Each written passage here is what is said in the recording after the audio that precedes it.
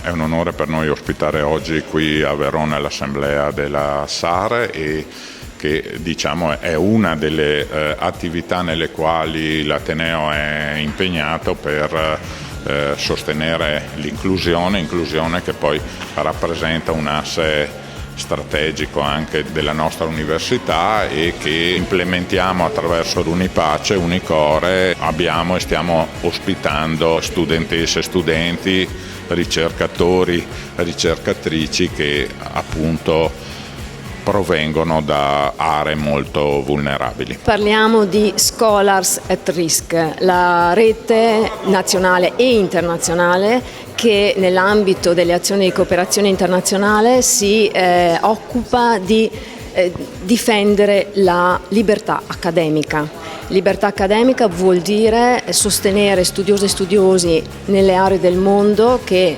a causa di guerre o persecuzioni di diverso tipo e genere non possono più lavorare in tranquillità.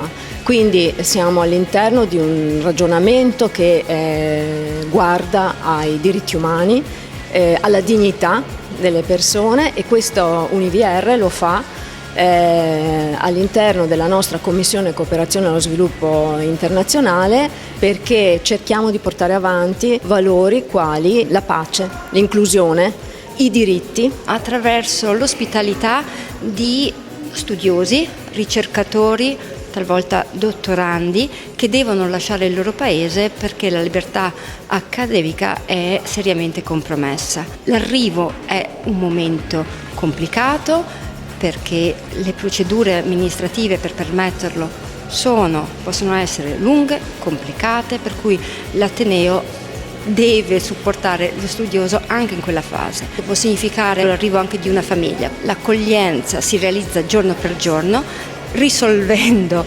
problemi che l'Ateneo deve affrontare in sinergia con associazioni, enti del territorio.